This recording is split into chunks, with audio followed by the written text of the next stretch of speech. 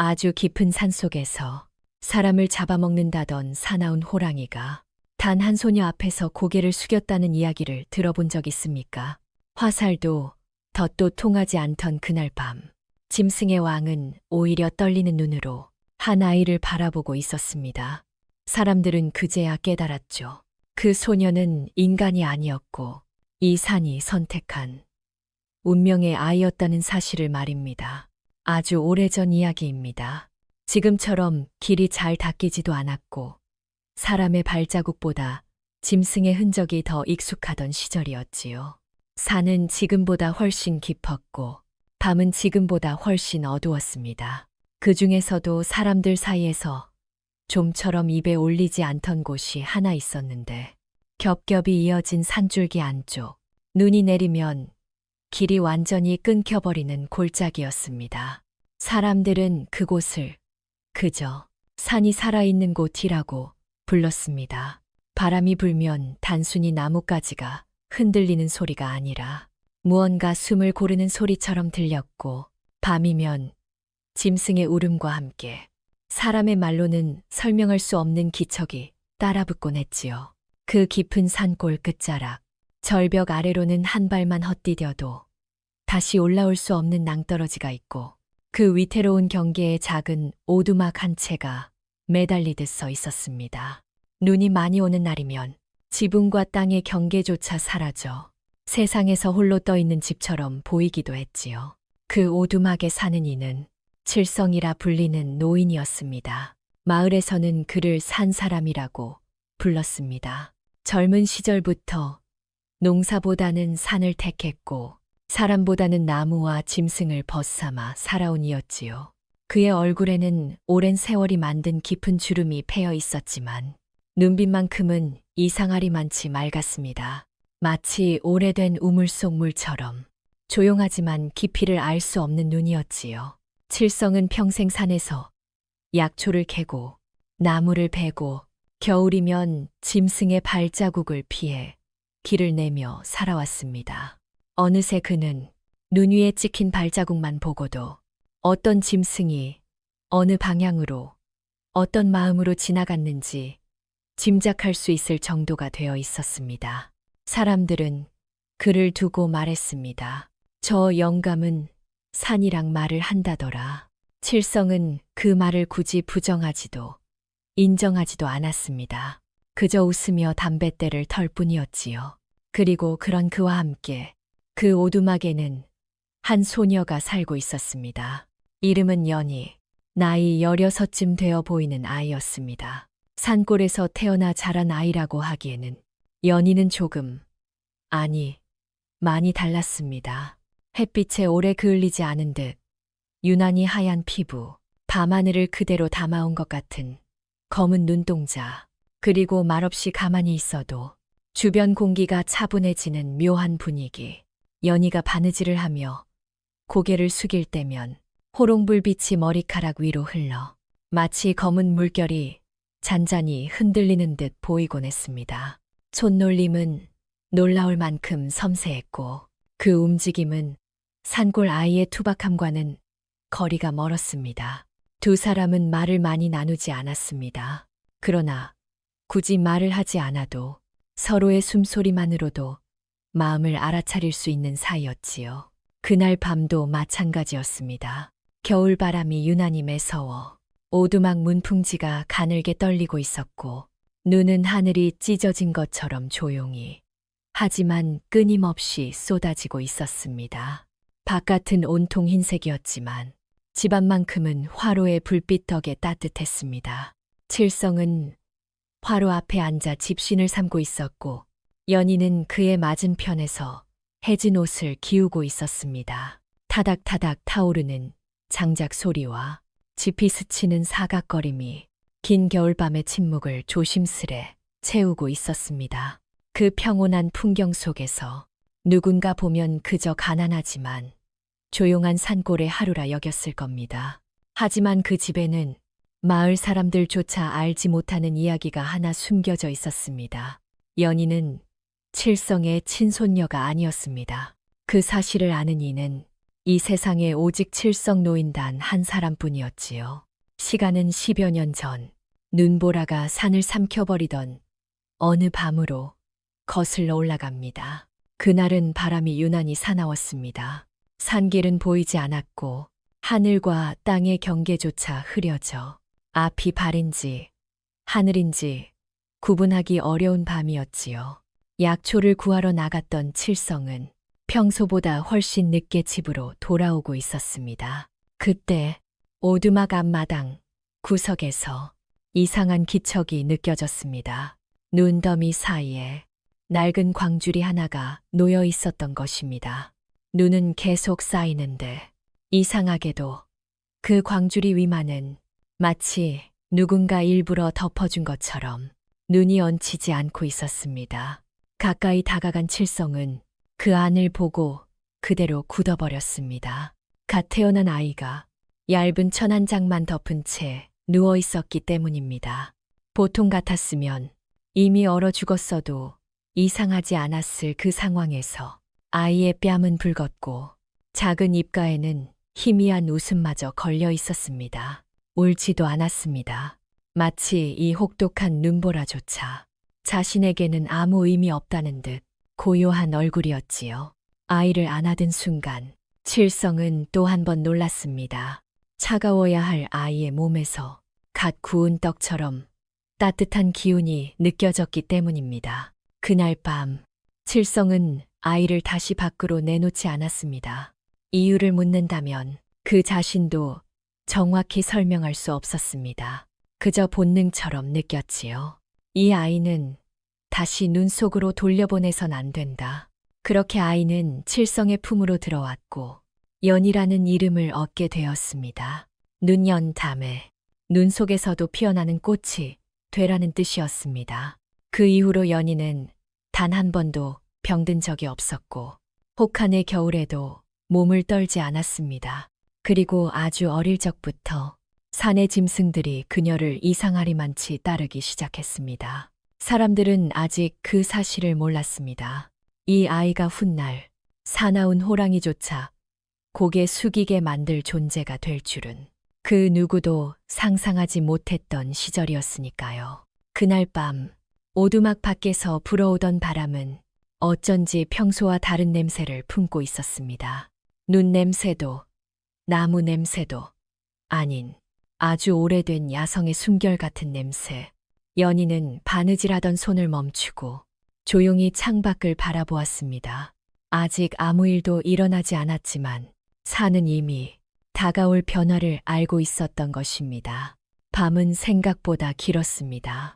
깊은 산속의 겨울밤은 해가 지는 순간부터 새벽이 올 때까지 마치 시간이 멈춘 것처럼 천천히 흘러갔지요. 바람은 쉬지 않고 골짜기를 훑고 지나갔고 나뭇가지들은 서로 몸을 부딪히며 낮게 신음했습니다. 눈은 그칠 듯 하다가도 다시 쏟아졌고 그 소리는 세상의 모든 소리를 덮어버릴 만큼 조용하면서도 집요했습니다. 오두막의 작은 창문 틈으로 새어나오는 호롱불 하나만이 이 깊은 산 중에서 살아있는 유일한 숨결처럼 흔들리고 있었습니다. 칠성 노인은 그 불빛 옆에 앉아 집신의 끈을 하나하나 엮고 있었습니다. 굽은 허리와 거친 손, 수십 해 동안 나무를 베고 돌을 넘으며 굳어진 손바닥이었지만 움직임만큼은 망설임이 없었습니다. 그 손놀림에는 오래 산 사람만이 지닌 느긋함과 산의 리듬에 익숙해진 호흡이 담겨 있었지요. 연희는 그의 맞은편에서 조용히 바느질을 하고 있었습니다. 불빛 아래에서 그녀의 얼굴은 유난히 고요해 보였습니다. 어린 나이임에도 불구하고 어딘가 오래된 사람처럼 침착한 표정이었습니다. 두 사람은 한동안 아무 말도 하지 않았습니다. 하지만 침묵이 어색하지는 않았습니다. 장작 타는 소리와 바늘이 천을 스치는 미세한 소리만으로도 방 안은 충분히 살아 숨쉬고 있었으니까요. 밖에서는 문풍지가 파르르 떨렸고 그 소리에 맞춰 바람이 낮게 울었습니다. 칠성은 문득 손을 멈추고 문 쪽을 바라보았습니다. 올겨울은 눈이 유난히 많구나. 혼잣말처럼 흘린 말이었지만 그 안에는 걱정이 묻어 있었습니다. 산짐승들은 눈이 깊어질수록 먹이를 찾아 더 아래로 내려오기 마련이었습니다. 평소라면 서로의 영역을 지키던 짐승들조차 겨울 앞에서는 이성을 잃곤 했지요. 연희는 아무렇지 않게 바늘을 움직이며 말했습니다. 그래도 산이 조용해요. 오늘은 다들 잠든 것 같아요. 칠성은 그 말에 고개를 끄덕이면서도 마음 한구석이 서늘해졌습니다. 연희는 아주 어릴 때부터 사람들이 듣지 못하는 소리를 듣곤 했습니다. 눈 속에서 얼음이 갈라지는 소리, 땅 속에서 벌레가 몸을 뒤트는 소리, 아득히 먼 계곡에서 물방울이 떨어지는 소리까지도 그녀의 귀에는 또렷이 닿았습니다. 처음에는 칠성도 대수롭지 않게 여겼습니다. 산에서 자란 아이들이라면 예민할 수도 있다고 생각했지요. 하지만 시간이 흐를수록 그 능력은 단순한 예민함의 수준을 넘어섰습니다. 연희는 산이 편안한지, 아픈지, 어디가 상처 입었는지까지도 마치 몸으로 느끼듯 알아차렸습니다. 그날 밤 역시 그러했습니다. 바람 소리 사이로 아주 낮고 묵직한 숨결 하나가 섞여 들어오고 있었습니다. 사람이라면 절대 구별하지 못했을 소리였지만 연희의 귀에는 분명히 들렸습니다. 짐승의 숨소리, 그것도 평범한 짐승이 아닌 산 깊은 곳에서만 느껴지는 오래된 존재의 숨결이었습니다. 하지만 이상하게도 연희의 가슴에는 두려움이 피어나지 않았습니다. 오히려 그 소리는 마치 오래전에 잃어버린 무언가가 자신을 부르는 듯한 기분을 남겼습니다. 연희는 잠시 바느질을 멈추고 조용히 눈을 감았습니다. 그러자 가슴 깊은 곳에서 설명할 수 없는 떨림이 천천히 퍼져나갔습니다. 그때 칠성이 다시 말을 걸었습니다. 연희야, 바람이 차다. 문단속은 잘했느냐? 네, 할아버지. 뒷문이랑 부엌문도 다 걸어 잠갔어요. 그녀의 목소리는 늘 그렇듯 맑고 고왔습니다. 듣고 있으면 괜히 마음이 느슨해지는 소리였습니다. 칠성은 안심한 듯 다시 집신을 엮었지만 미간의 주름은 쉽게 풀리지 않았습니다. 그는 알고 있었습니다. 연희가 평범한 아이가 아니라는 것을. 눈보라 속에서도 울지 않던 그날부터 단 한 번도 열병을 앓지 않았던 성장 과정까지, 그리고 무엇보다 짐승들이 그녀 앞에서 등을 보이지 않는다는 사실을. 산짐승은 사람보다 솔직했습니다. 위험하면 도망가고 두려우면 이빨을 드러내지요. 그런데 연희 앞에서는 그 어떤 짐승도 이를 세우지 않았습니다. 칠성은 그 사실이 고맙기도 했고 한편으로는 무서웠습니다. 언젠가 이 아이가 자신의 곁을 떠나야 할 날이 올지도 모른다는 예감 때문이었습니다. 밤은 점점 깊어졌고 산은 더 큰 침묵 속으로 가라앉았습니다. 그 침묵을 깨는 것은 멀리서 들려오는 부엉이 울음뿐이었습니다. 그때였습니다. 산 아래쪽 어딘가에서 낮고 긴 울음소리가 희미하게 퍼져 올라왔습니다. 으르릉. 그 소리는 귀로 듣는 소리라기보다는 땅을 타고 올라와 뼈를 울리는 진동에 가까웠습니다. 칠성의 손에서 집신이 툭 떨어졌습니다. 이 소리, 설마. 노인은 굳은 얼굴로 문 쪽을 바라보았습니다. 호랑이 아니냐? 연희는 아무 말도 하지 않았습니다. 그저 숨을 고르고 그 울음의 결을 가만히 느꼈을 뿐입니다. 그 울음에는 분노보다 외로움이 더 짙게 섞여 있었습니다. 마치 길을 잃은 존재가 어둠 속에서 누군가를 찾고 있는 듯한 소리. 연희의 가슴이 묘하게 저릿해졌습니다. 며칠 전 계곡에서 물을 쉰다 보았던 발자국이 떠올랐습니다. 어른 두 손을 포갠 것보다 큰 흔적. 눈 위에 찍혀 있으면서도 이상하게도 얼음처럼 차갑지 않았던 자리. 그때 연희는 도망치지 않고 조심스럽게 손을 올려보았습니다. 차가워야 할 눈 위에서 따뜻한 열기가 손끝으로 전해졌던 순간 그 느낌이 지금 이 울음소리와 묘하게 닮아 있었습니다. 칠성은 문득 불안해졌습니다. 연희야, 오늘은 일찍 자거라. 밤 공기가 심상치 않구나. 네, 할아버지. 연희는 고개를 끄덕이며 자리에 누웠지만 쉽게 잠들 수는 없었습니다. 이불 속에서도 손바닥이 은근히 뜨거웠습니다. 마치 오래전부터 잠들어 있던 무언가가 천천히 깨어나고 있는 것처럼. 밖에서는 바람이 다시 방향을 틀었습니다. 산 아래에서 불어오던 바람이 산 위쪽에서 아래로 흐르기 시작한 것입니다. 그것은 곧 산이 숨을 들이마신다는 신호이기도 했습니다. 연희는 어둠 속에서 조용히 눈을 떴습니다. 아직 아무 일도 일어나지 않았습니다. 하지만 그녀는 알 수 있었습니다. 이 평온한 밤이 오래 이어지지 않으리라는 것을. 그리고 머지않아 이 산이 숨기고 있던 비밀이 서서히 모습을 드러내게 되리라는 것을 말입니다. 밤이 지나고 아침이 오면 산골은 언제 그랬냐는 듯 다시 고요해졌습니다. 밤새 울부짖던 바람도 자취를 감추고 지붕 위에 수북이 쌓였던 눈은 해가 비치자 천천히 물기를 머금은 채 가라앉고 있었지요. 다구는 소리도 들리지 않는 그 깊은 골짜기에서 아침을 알리는 것은 언제나 계곡 아래에서 올라오는 물 흐르는 소리뿐이었습니다. 칠성 노인은 이른 새벽부터 일어나 마당에 쌓인 눈을 치우고 있었습니다. 눈삽이 눈을 밀 때마다 뽀드득, 뽀드득 하는 소리가 차가운 공기 속에 또렷하게 울렸습니다. 연희는 그 모습을 문간에 서서 조용히 바라보다가 부엌으로 들어가 불을 지폈습니다. 아궁이의 불씨가 살아나자 어젯밤의 싸늘함이 서서히 물러갔습니다. 할아버지, 따뜻한 숭늉 끓였어요. 그 말 한마디에 칠성의 굽은 허리가 조금 펴졌습니다. 그래, 그래. 이놈의 추위도 내 목소리 들으면 좀 누그러지는구나. 노인은 웃으며 방으로 들어왔고 두 사람은 마주 앉아 조용히 아침을 먹었습니다. 산골의 아침상은 늘 단출했습니다. 말린 나물 몇 가지와 된장, 그리고 전날 남은 고구마 정도였지만 그 밥상에는 이상하게도 늘 부족함이 느껴지지 않았습니다. 연희는 음식을 먹는 내내 창밖숲을 바라보고 있었습니다.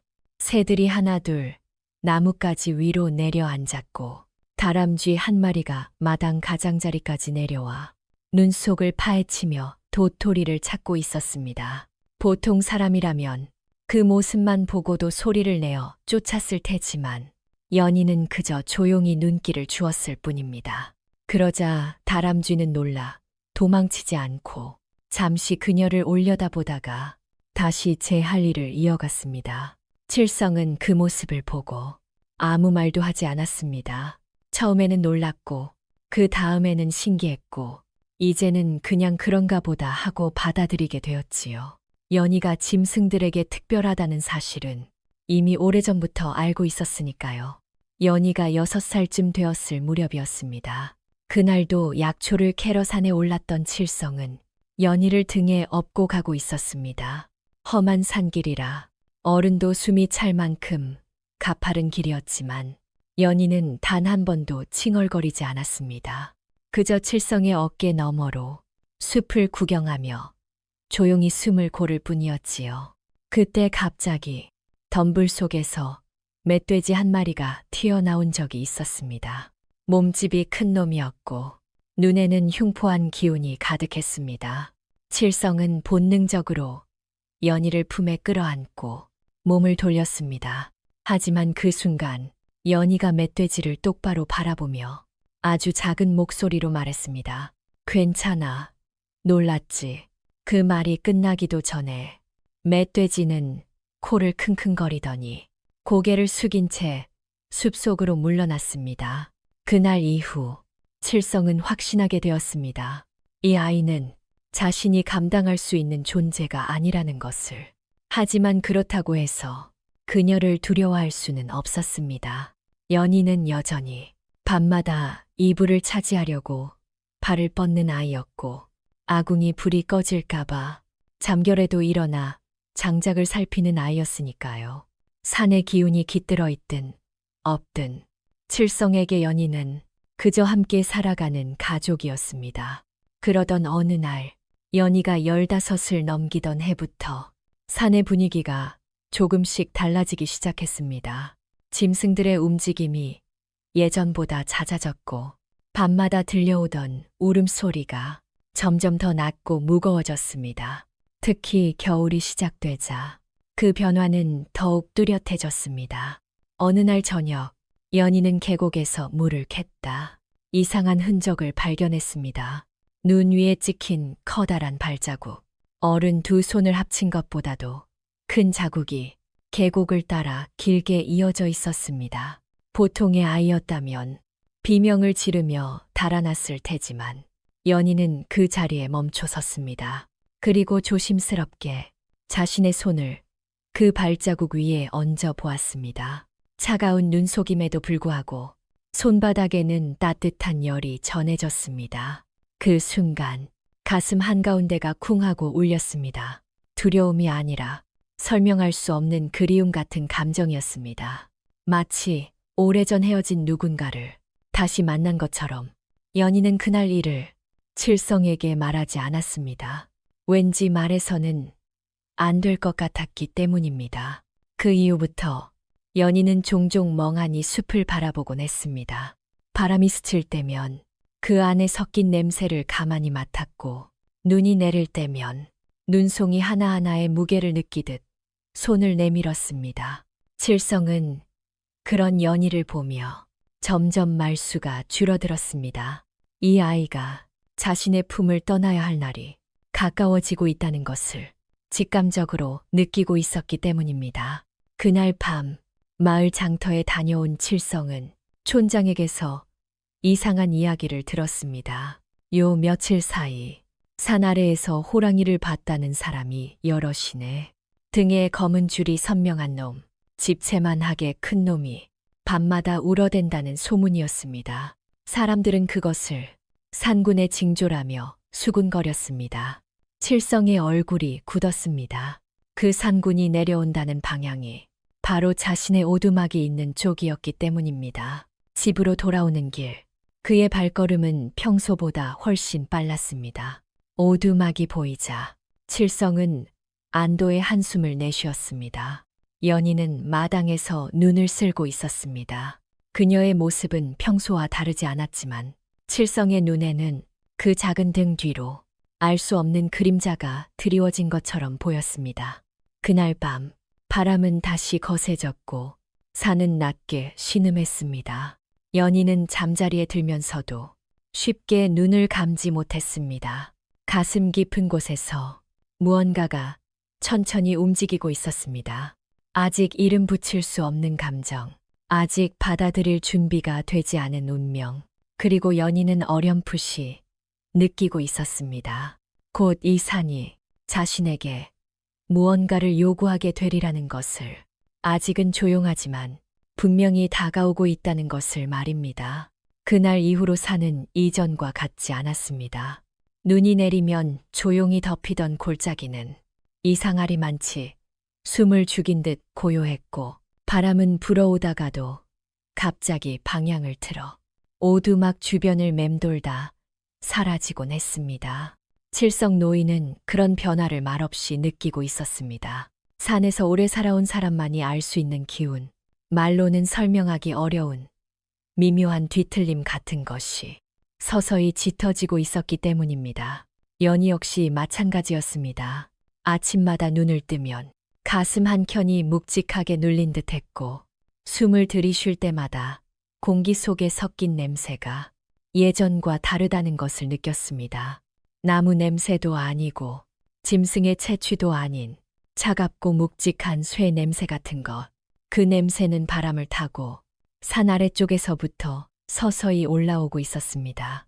며칠 뒤 칠성은 인나무를 구하러 마을로 내려갔다가 낯선 분위기를 느꼈습니다. 장터는 늘 시끄럽고 떠들썩해야 할 곳이었지만 그날은 이상하리만치 말수가 적었습니다. 사람들은 모여 앉아 술을 마시면서도 웃음 대신 낮은 목소리로 속삭이고 있었지요. 칠성이 나무를 내려놓자 익숙한 얼굴 하나가 다가왔습니다. 영감, 산 위쪽은 별일 없소? 그 질문에 칠성은 잠시 멈칫했습니다. 별일이라니? 사내는 주변을 한번 훑어본 뒤 목소리를 더 낮추었습니다. 요즘 밤마다 말이오.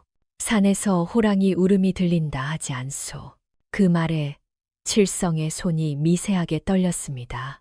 사내는 말을 이었습니다. 보통 놈이 아니라더군요.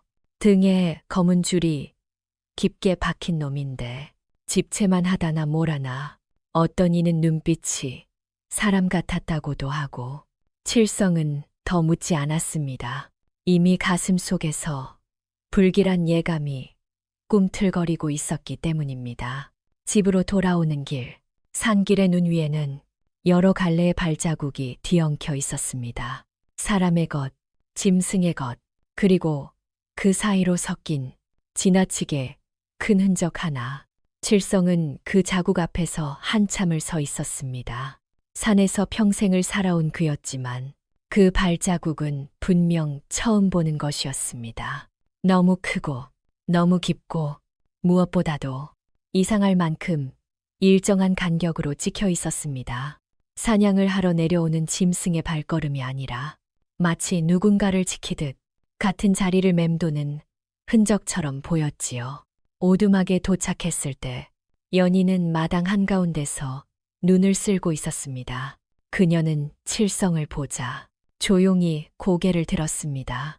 할아버지, 오늘 산 아래쪽 시끄러웠어요. 칠성은 놀란 눈으로 연희를 바라보았습니다. 무슨 소리냐? 쇠가 부딪히는 소리요. 그리고 사람들 마음이 많이 거칠었어요. 그 말에 칠성은 더 이상 아무 말도 할 수 없었습니다. 연희는 이미 알고 있었던 것입니다. 산 아래에서 무언가가 움직이기 시작했다는 사실을. 그날 밤 바람은 다시 거세졌습니다. 눈보라가 몰아치지는 않았지만 공기는 이상하리만치 무거웠고 장작불조차 평소보다 빨리 꺼져갔습니다. 칠성은 불안한 마음에 문단속을 여러 번 확인했습니다. 연희야, 오늘은 문을 꼭 닫고 자거라. 네. 연희는 고개를 끄덕였지만 잠자리에 누워서도 눈을 감지 못했습니다. 바람 소리 사이로 분명 다른 소리가 섞여 있었기 때문입니다. 숨을 들이마시고 내쉬는 소리. 아주 크고 느리고 깊은 숨결. 그것은 산 아래에서 들려오는 것이 아니라 오히려 산 위쪽, 더 깊은 곳에서부터 울려 퍼지고 있었습니다. 연희는 조심스레 몸을 일으켜 창문 틈으로 바깥을 내다보았습니다. 눈 덮인 마당 너머로 숲은 어둠 속에 잠겨 있었지만 그 속 어딘가에서 금빛이 번쩍이는 것처럼 느껴졌습니다. 눈의 반짝임인지 아니면 정말 누군가의 시선인지 분간할 수 없었지만 연희의 심장은 이유 없이 빠르게 뛰기 시작했습니다. 그 순간 마당의 감나무 위에 앉아있던 부엉이 한 마리가 천천히 고개를 돌려 연희를 내려다보았습니다. 연희는 속으로 물었습니다. 그분이 오신 거야? 부엉이는 울지 않았습니다. 그저 한번 아주 느리게 고개를 끄덕이듯 움직인 뒤 소리 없이 날아올라 숲 깊은 곳으로 사라졌습니다. 연희는 그 자리에 한참을 서 있었습니다. 자신의 안에서 무언가가 깨어나고 있다는 느낌이 점점 분명해지고 있었기 때문입니다. 다음 날 아침, 칠성은 평소보다 이르게 산을 내려갔습니다. 마을 장날이었고 겨울을 나기 위한 물건을 사와야 했습니다. 연희는 마당까지 나와 노인의 뒷모습이 보이지 않을 때까지 손을 흔들었습니다. 그러나 칠성이 산길 모퉁이를 돌아 사라지자 그녀의 얼굴은 금세 굳어졌습니다. 바람이 다시 불어왔고 그 속에는 어제보다 짙은 쇠냄새가 섞여 있었습니다. 연희는 숨을 깊게 들이마셨습니다. 그 냄새는 단순한 인간의 것이 아니었습니다. 칼, 덫, 피, 탐욕이 뒤섞인 아주 오래된 불길함의 냄새. 산이 그녀에게 속삭이고 있었습니다. 조심해라. 낯선 자들이 올라오고 있다. 이 산을 사냥터로 보려는 자들이다. 연희는 두 손을 꽉 쥐었습니다. 아직 아무 일도 일어나지 않았지만 그녀는 알 수 있었습니다. 이제 곧 산의 침묵이 깨질 것이며 그 침묵을 가장 먼저 흔드는 것은 짐승이 아니라 인간이 될 것이라는 사실을. 그리고 그날 밤 산은 처음으로 길고 깊은 숨을 내쉬기 시작했습니다. 마치 다가올 싸움을 미리 예감한 것처럼 말입니다. 칠성 노인이 산을 내려간 뒤 오두막에는 연희 혼자 남았습니다. 평소와 다를 것 없는 아침이었지만 그날의 공기는 유난히 무거웠습니다. 바람은 불다가 식기를 반복했고 숲에서는 새소리조차 들리지 않았습니다. 연희는 장독대 위에 쌓인 눈을 쓸어내리며 주변의 기운을 조용히 느끼고 있었습니다. 차갑게 얼어붙은 흙 아래에서 무언가 꿈틀거리는 듯한 기척이 느껴졌기 때문입니다. 그것은 짐승의 움직임도 바람의 흔들림도 아니었습니다. 산이 긴장하고 있었습니다. 연희는 무릎을 굽혀 손바닥을 땅 위에 살짝 얹었습니다. 그러자 아주 미세한 떨림이 손끝을 타고 올라왔습니다. 마치 누군가 깊은 잠에서 서서히 몸을 일으키고 있는 듯한 감각. 걱정 마세요. 연희는 낮게 속삭였습니다. 그 말이 누구를 향한 것인지는 그녀 자신도 분명히 알지 못했습니다. 잠시 뒤 숲 가장자리에서 인기척이 들렸습니다. 하얀 눈 위를 가르며 산토끼 한 마리가 모습을 드러냈습니다. 뒤이어 다람쥐 두 마리, 그리고 평소에는 좀처럼 모습을 보이지 않던 노루 한 마리까지 천천히 다가왔습니다. 짐승들은 연희를 중심으로 조심스럽게 원을 그리듯 모였습니다. 도망치지도 않았고 경계의 기색도 없었습니다. 그저 그녀가 하는 작은 움직임 하나하나를 숨을 죽인 채 바라보고 있을 뿐이었습니다. 연희는 그들에게 아무 말도 하지 않았습니다. 그저 눈을 맞추고 고개를 천천히 끄덕였습니다. 그러자 짐승들은 안도한 듯 각자의 자리로 흩어졌습니다. 그 모습은 마치 누군가의 안부를 확인하고 돌아가는 것 같았습니다. 연희는 가슴 깊은 곳이 저릿해지는 것을 느꼈습니다. 언제부터였을까요? 자신이 짐승들과 이렇게 자연스럽게 마음을 나누게 된 것이 아주 어릴 적부터였습니다. 연희가 말을 배우기 전부터 짐승들은 그녀 곁에 머물렀습니다. 울면 다람쥐가 가까이 와 꼬리를 흔들었고 잠들면 새들이 지붕 위에 내려앉아 낮은 소리로 울어주었습니다. 처음에는 칠성 노인도 놀랐습니다. 하지만 시간이 흐르자 그 또한 그것을 당연하게 받아들이게 되었습니다. 연희는 산의 일부처럼 자라고 있었기 때문입니다. 그날 낮, 연희는 나무를 하러 숲 가장자리까지 올라갔습니다. 눈은 여전히 깊었지만 햇볕이 닿는 곳에는 얼음이 조금씩 녹고 있었습니다. 그때 그녀의 시선이 땅 위에 무언가에 멈췄습니다. 눈이 살짝 겉인 자리, 그 아래에 선명하게 남아있는 발자국 하나, 며칠 전 계곡에서 보았던 것과 같은 크기, 같은 모양이었습니다. 연희는 조심스럽게 그 자국 앞에 무릎을 꿇었습니다. 발자국은 분명 호랑이의 것이었지만 날카롭거나 거칠지 않았습니다. 마치 일부러 힘을 빼고 천천히 디딘 듯한 흔적이었습니다. 그 주변에는 다른 짐승의 발자국이 전혀 섞여 있지 않았습니다. 그 순간 연희의 머릿속에 알 수 없는 장면 하나가 스쳤습니다. 깊은 밤, 눈보라 속에서 거대한 그림자가 오두막 주위를 맴도는 모습. 공격하려는 기색은 없고 그저 천천히 아주 느리게 같은 자리를 돌고 또 도는 형상. 마치 무언가를 지키듯 연희는 자신도 모르게 속삭였습니다. 당신이었군요. 그 말이 끝나자 바람이 한 차례 크게 불어 나뭇가지를 뒤흔들고 지나갔습니다. 그 바람 속에는 분명 짐승의 숨결이 섞여 있었습니다. 하지만 두렵지 않았습니다. 오히려 가슴 깊은 곳에서 이상할 만큼 따뜻한 감정이 일어났습니다. 연희는 천천히 일어나 숲을 향해 고개를 숙였습니다. 그때였습니다.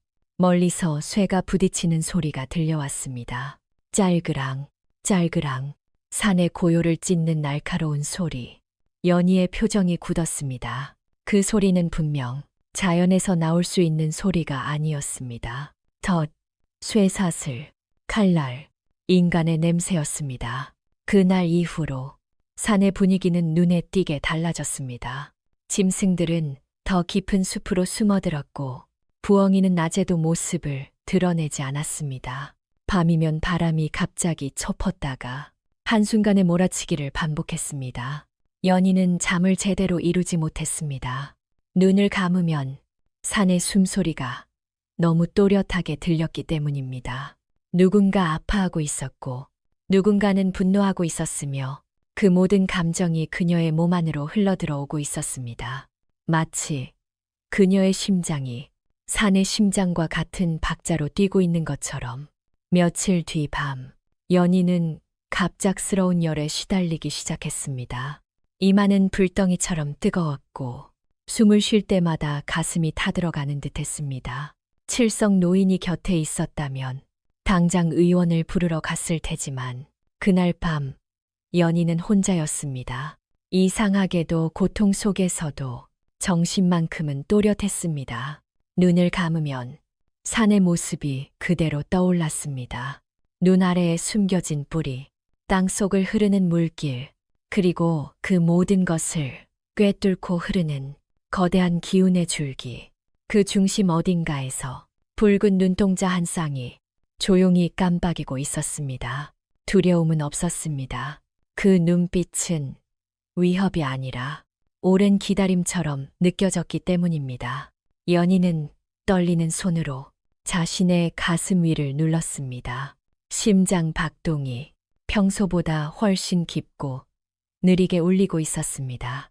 그 박동은 산 아래에서 들려오는 진동과 묘하게 겹쳐 있었습니다. 그 순간 연희는 어렴풋이 깨달았습니다. 이 모든 일이 우연이 아니라는 것을. 자신이 이 산에 온 것도, 눈보라 속에서 살아남은 것도, 짐승들이 곁을 떠나지 않았던 이유도 무언가가 다가오고 있었고 그 중심에는 자신이 있다는 사실을 말입니다. 그날 밤 산 너머 어딘가에서 길고 낮은 울음소리가 다시 울려 퍼졌습니다. 그 소리는 이전보다 훨씬 가까웠고 이전보다 훨씬 분명했습니다. 연희는 이불을 걷어내고 천천히 일어나 앉았습니다.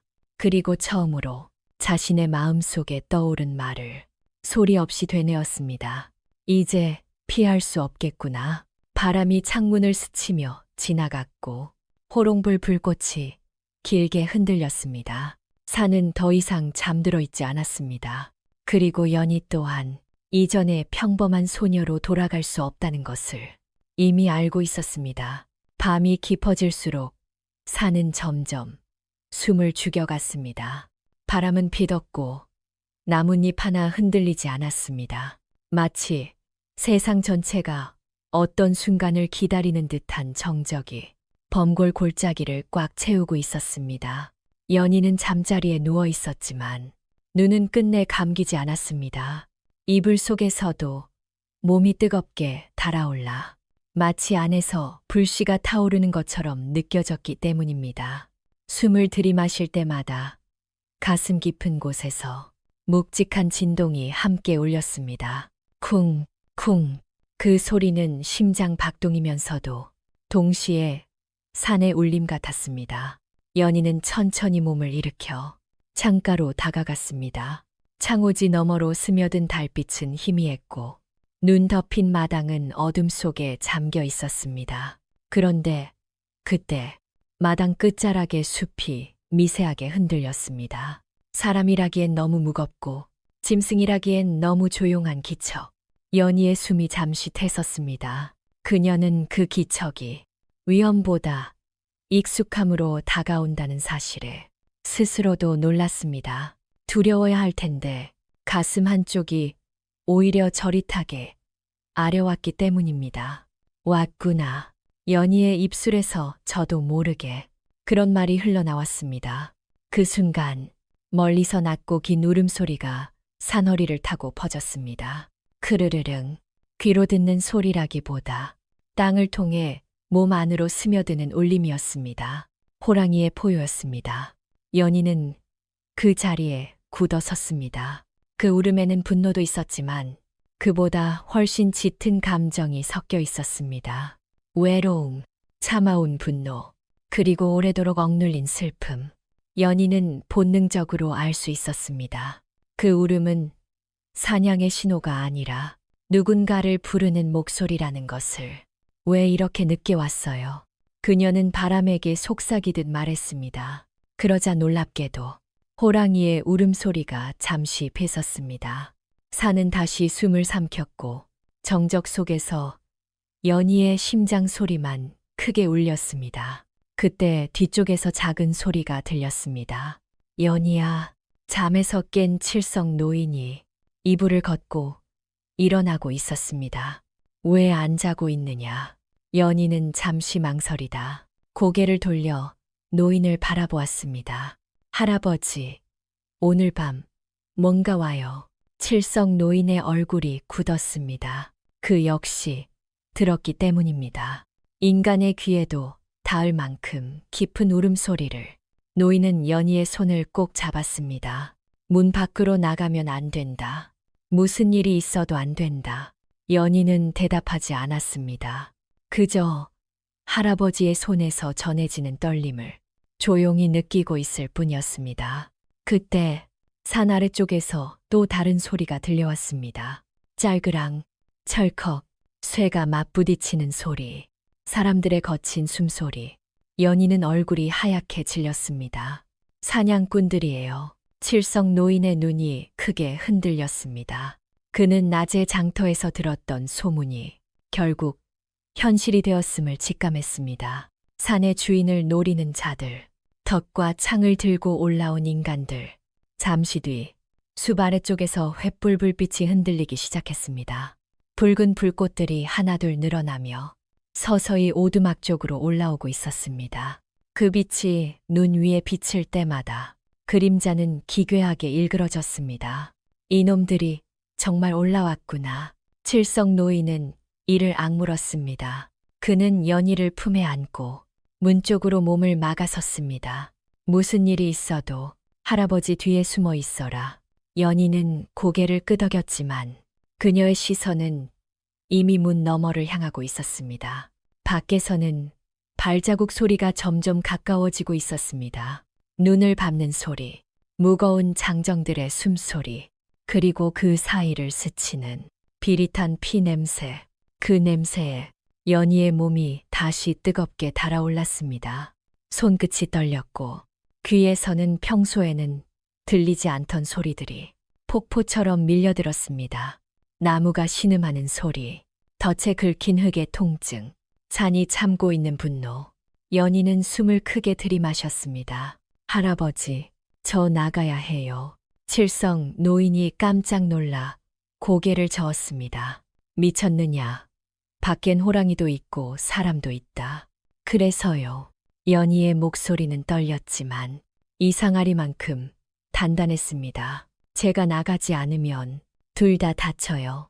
노인은 아무 말도 할 수 없었습니다. 그녀의 눈빛이 이전의 어린 손녀가 아닌 전혀 다른 존재의 것이었기 때문입니다. 그 순간 대지를 울리는 발소리가 들려왔습니다. 쿵, 쿵. 이번에는 아주 가까웠습니다. 오두막의 문짝이 미세하게 흔들렸고 천장에서 눈가루가 떨어졌습니다. 밖에서 낮은 숨소리가 들려왔습니다. 후, 후.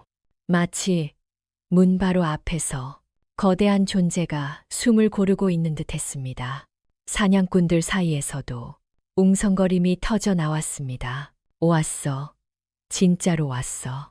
저게 사람을 잡아먹는다는 산군 호랑이야? 공포에 질린 목소리들이 어둠 속에서 떨리고 있었습니다. 그때 숲이 갈라지듯 열리며 거대한 형체가 모습을 드러냈습니다. 눈보다 더 희게 빛나는 입김, 금빛 줄무늬가 선명한 몸통, 집채만한 그림자, 산군 호랑이였습니다. 횃불빛이 닿자 그 눈동자가 붉게 번뜩였습니다. 사냥꾼 하나가 비명을 질렀습니다. 쏴 지금이야. 화살이 날아갔지만 호랑이의 가죽에 튕겨나가며 허공으로 흩어졌습니다. 호랑이는 피하지도 않았습니다. 그저 고개를 들어 오두막 문을 바라보았을 뿐이었습니다. 마치 그 안에 있는 누군가를 기다려왔다는 듯 그 시선이 닿는 순간 연희의 심장이 크게 울렸습니다. 쿵! 마치 두 심장이 같은 박자로 맞춰진 것처럼 연희는 문 앞으로 천천히 걸어갔습니다. 칠성 노인이 그녀를 붙잡으려 했지만 그 손은 힘없이 떨어졌습니다. 문 하나를 사이에 두고 소녀와 산의 주인이 마주하고 있었습니다. 연희는 조심스레 방문에 손을 얹었습니다. 차가워야 할 나무 문이 이상하게도 따뜻하게 느껴졌습니다. 그리고 그녀는 자신도 모르게 속삭였습니다. 이제 제가 나갈게요.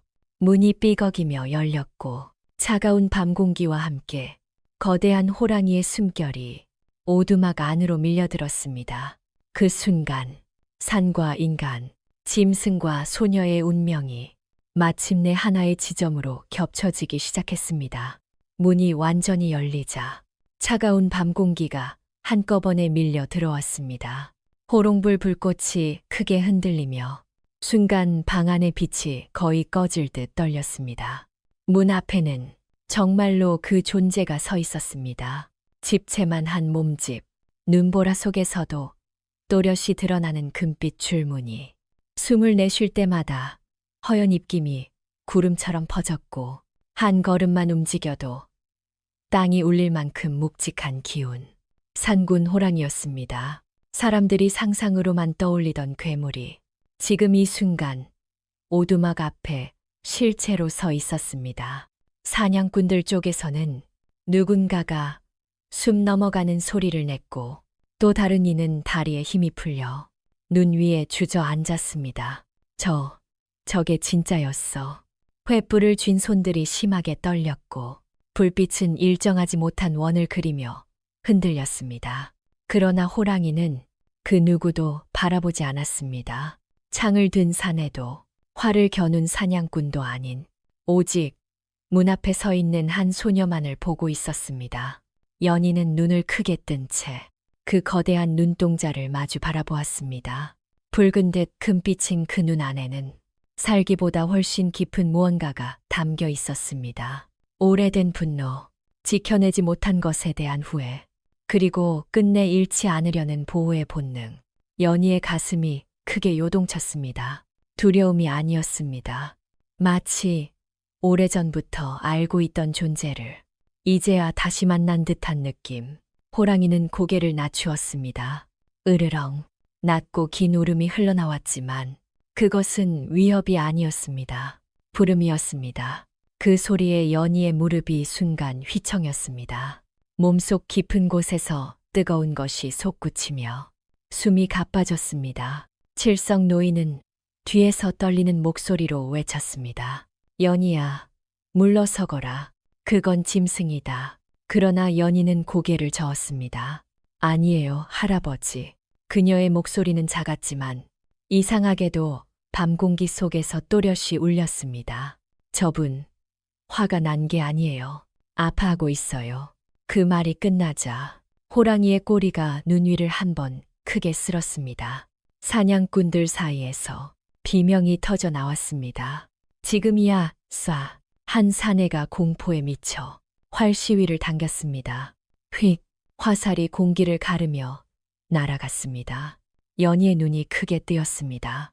그러나 다음 순간 화살은 호랑이의 어깨 가죽을 뚫지 못하고 돌에 부딪힌 것처럼 튕겨 나갔습니다. 호랑이의 몸이 서서히 부풀어 올랐습니다. 등에 털이 곤두서고 땅이 울릴 정도의 낮은 포효가 터져 나왔습니다. 크아앙. 그 소리에 나무 위의 눈이 한꺼번에 쏟아졌고 사냥꾼 몇은 귀를 틀어막은 채 비명을 질렀습니다. 그 순간 연희는 반사적으로 앞으로 나섰습니다. 멈춰요. 그녀의 외침은 크지 않았습니다. 그러나 놀랍게도 호랑이의 포효가 그 자리에서 빌었습니다. 산 전체가 숨을 들이마신 듯 순식간에 고요가 내려앉았습니다. 연희는 한 걸음 더 다가갔습니다.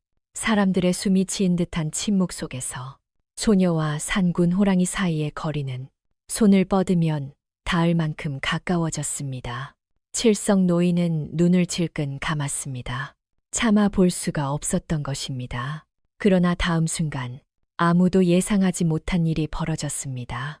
연희는 조심스럽게 손을 들어 호랑이의 이마 쪽으로 내밀었습니다. 사람들이 숨을 삼켰습니다. 미쳤어. 물려 죽을 거야. 하지만 호랑이는 움직이지 않았습니다. 거대한 머리가 천천히, 아주 천천히 내려왔습니다.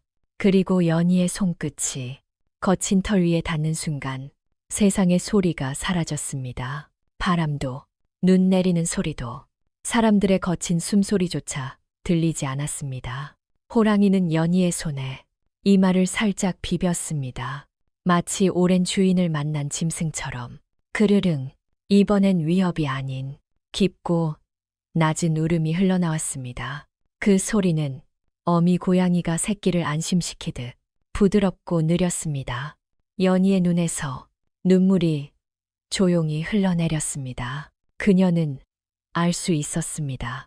이 존재가 이 산을 지켜온 이유도, 지금까지 인간을 해치지 않았던 까닭도, 그리고 자신을 부른 이유도 이제 괜찮아요. 연희는 낮게 속삭였습니다. 아무도 다치지 않게 할게요. 호랑이는 그 말이 이해된다는 듯 눈을 천천히 깜박였습니다. 그러나 그때 뒤쪽에서 날카로운 웃음소리가 터져 나왔습니다. 하하, 하하하. 사냥꾼 무리 사이에서 흉터 얼굴의 사내가 앞으로 나섰습니다. 마달수였습니다. 그는 떨리는 손으로 활을 다시 들며 눈이 뒤집힌 채 외쳤습니다. 요물이 맞군. 짐승을 홀리는 마귀 같은 계집이야. 그의 시선은 호랑이의 몸통을 탐욕스럽게 훑었습니다. 저 가죽 하나면 평생을 놀고 먹어도 남겠어. 마달수는 연희를 향해 화살을 겨눴습니다. 비켜라. 안 그러면 내부터 쏴버린다. 순간 호랑이의 몸이 번개처럼 움직였습니다. 연희를 등 뒤로 감싸며 앞발이 땅을 강하게 내리찍었습니다. 쿵! 눈과 흙이 동시에 튀어올랐고 그 충격에 사냥꾼 몇이 뒤로 나가 떨어졌습니다. 마달수의 얼굴이 일그러졌습니다. 이런 괴물 따위가. 그가 다시 활을 당기려는 순간 연희가 앞으로 나섰습니다. 그만하세요. 그녀의 목소리는 차분했습니다. 그러나 그 말이 떨어지자 바람의 방향이 갑자기 바뀌었습니다. 산 위에서 불어온 찬바람이 마달수를 정면으로 덮쳤습니다. 나무들이 동시에 흔들렸고 눈보라가 회오리처럼 일어났습니다. 연희의 눈동자가 이전과 다른 빛으로 깊어졌습니다. 이 산은 당신 같은 사람을 허락하지 않아요. 그 말과 함께 땅속에서 낮은 진동이 울렸습니다. 마달수는 그제야 자신이 무엇을 건드렸는지 깨달았습니다. 산 귀신이다. 그는 비명을 지르며 뒤로 물러섰습니다. 호랑이는 더 이상 움직이지 않았습니다. 그저 연희의 옆에 앉아 산의 주인처럼 그를 내려다보고 있었습니다. 그 눈빛 하나만으로도 사내의 다리는 완전히 풀려버렸습니다. 그날 밤 범골의 운명은 돌이킬 수 없는 방향으로 흘러가기 시작하고 있었습니다. 눈보라는 점점 거세졌습니다. 방금 전까지만 해도 사람의 숨소리와 욕설로 가득하던 마당은 이제 바람과 눈, 그리고 산의 숨결만이 지배하고 있었습니다. 마달수는 뒤로 물러나다가 눈길에 발이 미끄러져 그대로 넘어졌습니다. 그의 손에서 활이 떨어져 나갔고 쇠붙이가 눈 위를 굴러가며 둔탁한 소리를 냈습니다. 아니야. 이건 말이 안 돼. 그는 벌벌 떨며 땅을 기었습니다. 방금 전까지 그토록 거만하던 얼굴은 핏기가 빠져 누렇게 질려 있었습니다. 연희는 천천히 그를 내려다 보았습니다. 그 눈빛에는 분노도 증오도 없었습니다. 다만 깊은 산속의 호수처럼 차갑고 고요한 판단만이 담겨 있었습니다. 당신은 호랑이를 잡으러 온 게 아니에요. 그녀의 목소리는 낮고 담담했습니다. 산을 돈으로 바꾸러 왔죠. 생명을 가죽 값으로 계산하려고. 그 말 한마디에 마달수의 어깨가 크게 떨렸습니다. 아니야. 난 사냥꾼이야. 원래 그런 거라고. 그는 미친 듯이 소리쳤습니다. 짐승은 잡는 거고 강한 놈이 약한 놈을 죽이는 게 세상 이치라고. 그 순간 호랑이의 낮은 울음이 다시 울려 퍼졌습니다. 그르릉 땅바닥을 타고 전해지는 그 소리에 마달수는 그대로 입을 다물었습니다. 그 울음에는 분명한 감정이 담겨 있었습니다. 경고였습니다. 연희는 호랑이의 목덜미에 손을 얹으며 조용히 고개를 저었습니다. 산은 그렇게 가르치지 않았어요. 그녀가 손을 내리자 바람이 조금씩 잦아들기 시작했습니다. 사냥꾼들 사이에서는 누군가 흐느끼는 소리가 들렸고 몇몇은 무릎을 꿇은 채 고개를 들지 못했습니다. 그제야 사람들은 깨닫고 있었습니다. 이 소녀는 단지 짐승과 말을 나누는 아이가 아니라 이 산의 뜻을 전하는 존재라는 사실을. 칠성 노인은 떨리는 다리로 연희의 뒤편까지 다가왔습니다. 연희야. 그의 목소리는 갈라져 있었습니다. 이제 그만해도 되지 않겠느냐. 이 산도 너도 많이 지쳤다. 연희는 잠시 뒤를 돌아보았습니다. 노인의 얼굴에는 두려움보다 깊은 걱정이 서려 있었습니다. 그녀는 고개를 끄덕였습니다. 네, 할아버지. 그리고 다시 마달수를 바라보며 말했습니다. 당장 이 산을 떠나세요. 그 말은 명령이었습니다. 덫도 무기도 모두 두고 가요. 다시는 이 산에 발을 들이지 마세요. 마달수는 고개를 미친 듯이 끄덕였습니다. 그래, 그래. 다 두고 갈게. 다시는 안 올게. 그는 바닥에 떨어진 칼도 챙기지 못한 채 기어오르듯 몸을 일으켰습니다. 그러나 연희는 마지막으로 차갑게 덧붙였습니다. 만약 다시 온다면 그땐 산이 직접 당신을 부를 거예요. 그 말이 끝나자 숲 깊은 곳에서 나무들이 동시에 흔들렸습니다. 쿵, 쿵. 마치 땅속에서 무언가 거대한 것이 몸을 뒤척이는 듯한 진동이 울렸습니다. 마달수는 비명을 지르며 뒤도 돌아보지 않고 산 아래로 달아났습니다. 눈길에 수차례 넘어지면서도 그는 끝내 멈추지 않았습니다. 사람의 다리가 아니라 짐승처럼 내 발로 기어 내려가는 모습은 그의 탐욕이 얼마나 처참한 결말을 맞았는지를 말없이 보여주고 있었습니다.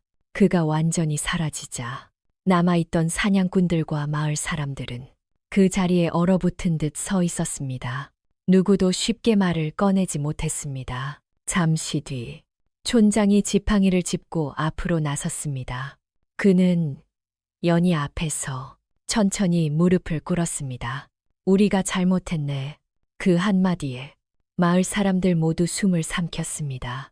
두려움에 눈이 멀어 산이 지켜온 아이를 의심하고 외지인의 말에 휘둘렸네. 촌장의 어깨가 작게 떨렸습니다. 부디 용서해다오. 뒤이어 마을 사람들 또한 하나둘 무릎을 꿇기 시작했습니다.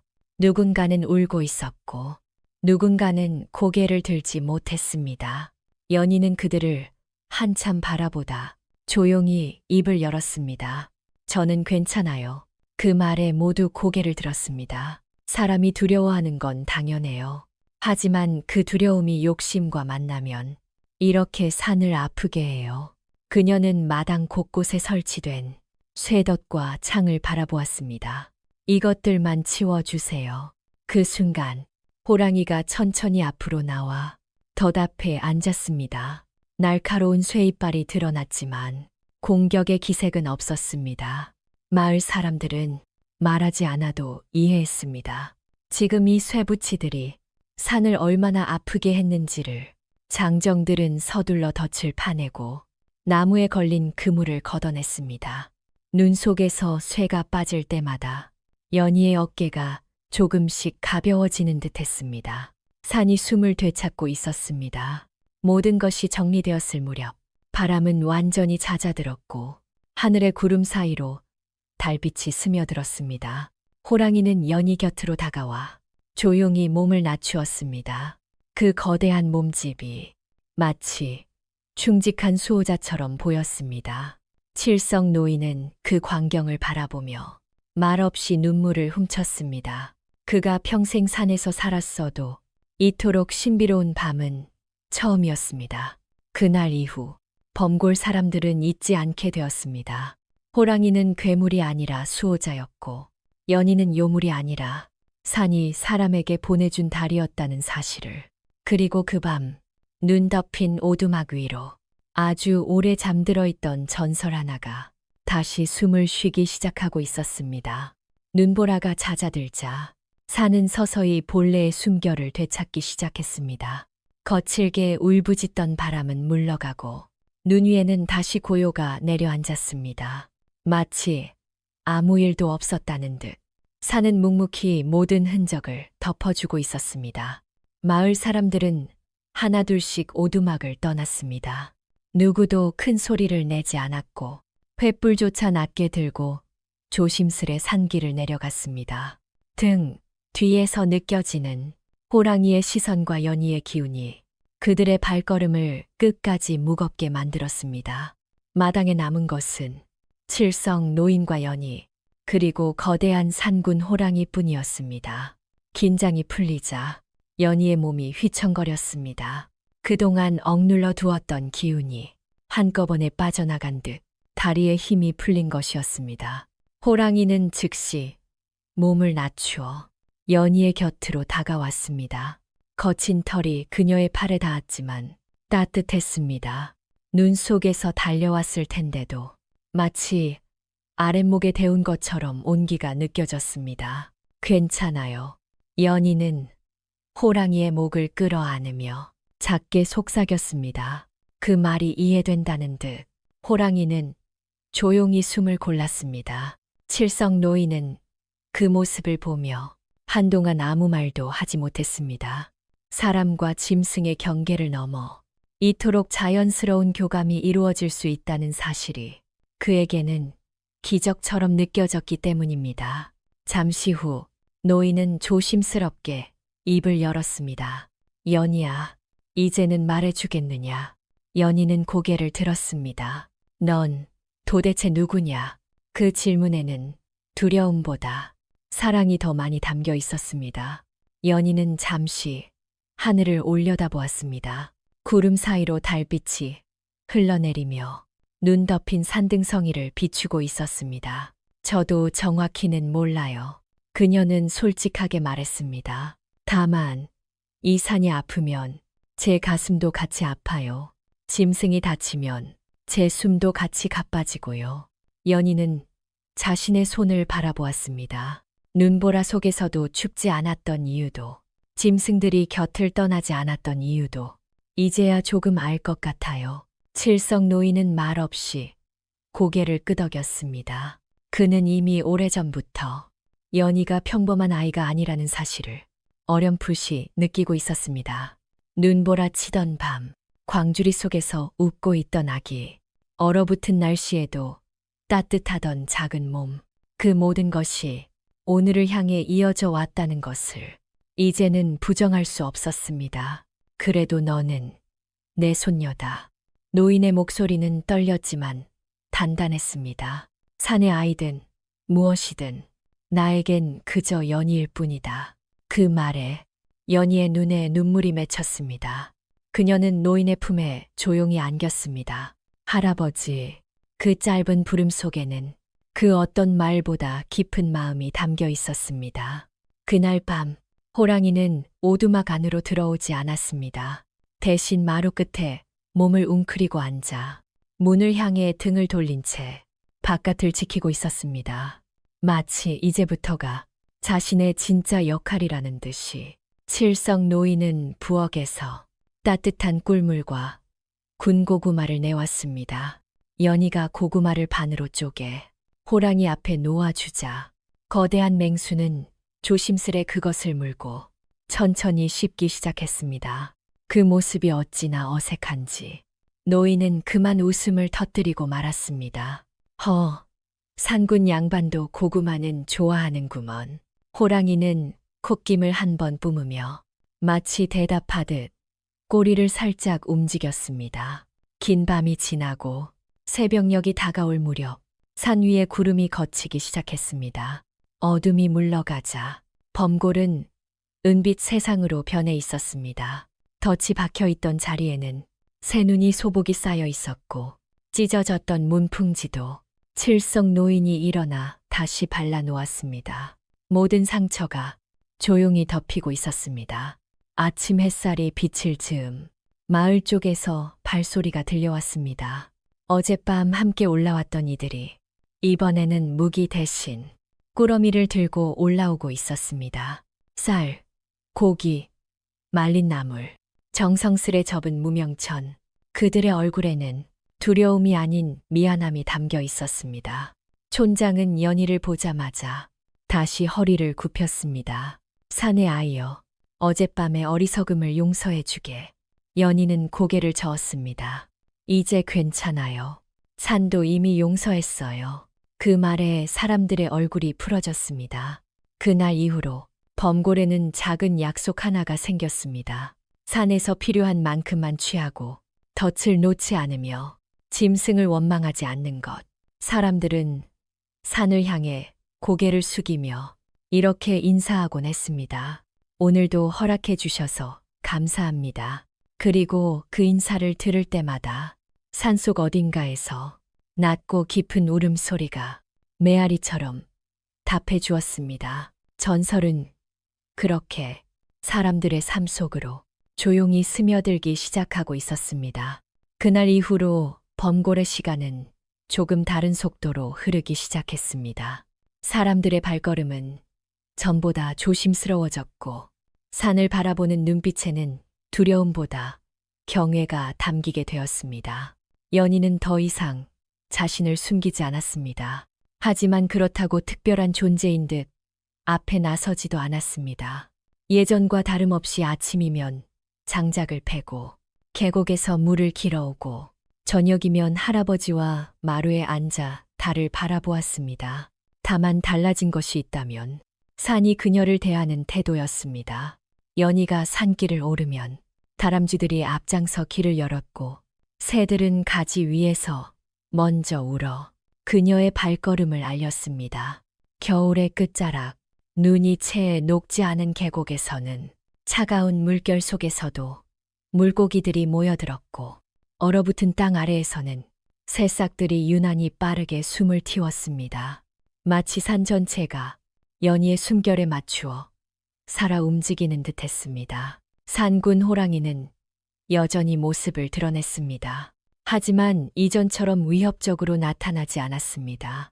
해가 지면 숲 가장자리의 바위 위에 앉아 오두막을 내려다보다가 연희와 칠성 노인이 잠자리에 들 무렵이면 조용히 몸을 돌려 숲으로 사라졌습니다. 때로는 멧돼지나 고라니를 잡아 마루 아래에 내려놓고 가기도 했습니다. 그것은 경고도 위협도 아닌 지켜주겠다는 방식의 인사였습니다. 처음엔 놀라 혼비백산하던 칠성 노인도 이제는 익숙해져 그럴 때마다 헛기침을 하며 중얼거렸습니다. 산군 양반, 오늘도 과하구먼. 우린 둘이서도 충분하네. 그러면 호랑이는 콧김을 후욱 내뿜으며 꼬리를 한번 크게 흔들고 사라지곤 했습니다. 연희는 종종 혼자 산 깊숙한 곳으로 들어갔습니다. 사냥을 하거나 무언가를 얻기 위함이 아니라 산의 상태를 살피기 위해서였습니다. 어디에 물길이 막혔는지, 어느 나무가 병들었는지, 짐승들의 이동이 왜 어긋났는지 그 모든 것이 이제는 그녀의 몸으로 느껴졌습니다. 산의 아픔은 곧 연희의 아픔이었고 산의 숨결은 그녀의 호흡과 이어져 있었습니다. 그녀는 나뭇가지를 꺾기 전 반드시 손을 얹고 속삭였습니다. 조금만 빌릴게요. 그러면 바람이 잔잔히 불어와 허락의 뜻처럼 나뭇잎을 흔들었습니다. 마을 사람들은 그 모습을 멀리서 지켜보았습니다. 누구도 함부로 다가가지 않았고 누구도 연희를 두려워하지도 않았습니다. 그녀는 신이 아니라 산과 사람 사이를 잇는 존재라는 사실을 모두가 알고 있었기 때문입니다. 어느 날 마을 아이 하나가 병으로 쓰러졌습니다. 열이 며칠째 내려가지 않아 의원조차 고개를 저었습니다. 그때 아이의 어머니가 조심스럽게 산을 올려다보며 말했습니다. 연희 아가씨께 한번 여쭤보면 안 될까요? 연희는 아무 말 없이 아이의 집을 찾았습니다.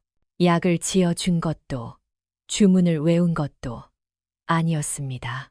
그녀는 단지 아이의 손을 잡고 산에서 흘러오는 기운을 조금 나누어 주었을 뿐이었습니다. 다음 날 아이는 거짓말처럼 열이 내렸습니다. 그 소문은 빠르게 퍼졌지만 연희는 사람들의 절이나 공물을 받지 않았습니다. 제가 한 게 아니에요. 산이 잠시 쉬게 해준 거예요. 그 말은 오히려 사람들의 마음을 더 조용하게 만들었습니다. 그해 봄, 범고래는 유난히 꽃이 많이 피었습니다. 진달래와 철쭉이 산비탈을 붉게 물들였고 눈 녹은 자리에 핀 들꽃들이 하늘의 별처럼 흩어져 있었습니다. 칠성 노인은 마루에 앉아 그 풍경을 오래 바라보았습니다. 눈보라 속에서 울지도 않던 아이가 이제는 산 하나를 품은 존재가 되었다는 사실이 꿈처럼 느껴졌기 때문입니다. 연희야, 노인이 조용히 불렀습니다. 언젠가는 이 할아버지보다 이 산과 더 오래 함께해야 할 날이 오겠지. 연희는 잠시 말을 잇지 못했습니다. 그러나 곧 노인의 손을 잡 부드럽게 웃었습니다. 그래도 할아버지 계신 동안은 저 여기서 같이 밥 먹고 웃을 거예요. 그 말에 노인은 아무 대답도 하지 못한 채 고개만 끄덕였습니다. 해가 서산으로 기울 무렵 산군 호랑이가 능선 위의 모습을 드러냈습니다. 노을빛이 그 거대한 몸을 물들이며 마치 오래된 신화 속 그림처럼 보였습니다. 호랑이는 잠시 고개를 숙여 연희를 향해 인사를 보내듯 움직였습니다. 연희는 가슴에 손을 얹고 조용히 고개를 돌려 응답했습니다. 이제 그녀는 알고 있었습니다. 자신이 인간도 짐승도 아닌 그 사이에 놓인 존재라는 것을. 그러나 그것은 저주가 아니라 지켜야 할 인연이자 선택된 길이었습니다. 그날 저녁 오두막에서는 여느 때처럼 밥 짓는 연기가 피어올랐고 된장찌개 냄새가 산바람을 타고 퍼졌습니다. 평범한 하루처럼 보였지만 그 속에는 아주 오랜 약속이 조용히 이어지고 있었습니다. 산이 사람을 버리지 않는 한 연희 또한 이 산을 떠나지 않으리라는 그 오래된 약속이 말입니다. 이 이야기는 단순히 호랑이와 소녀의 전설이 아니라 인간의 욕심과 자연의 균형, 그리고 서로를 이해하려는 마음이 얼마나 큰 힘이 되는지를 보여주는 이야기였습니다. 산을 지키는 존재는 괴물이 아니라 책임이었고 연희의 운명은 두려움이 아닌 선택이었습니다. 오늘 이야기처럼 오래된 설화 속에는 지금 우리가 잊고 사는 중요한 마음이 담겨 있습니다. 이런 옛 이야기가 좋으셨다면 따뜻한 전설과 깊은 이야기가 이어지는 한지 위의 이야기 채널 구독과 좋아요로 함께해 주세요. 다음 밤에도 또 다른 이야기로 찾아뵙겠습니다.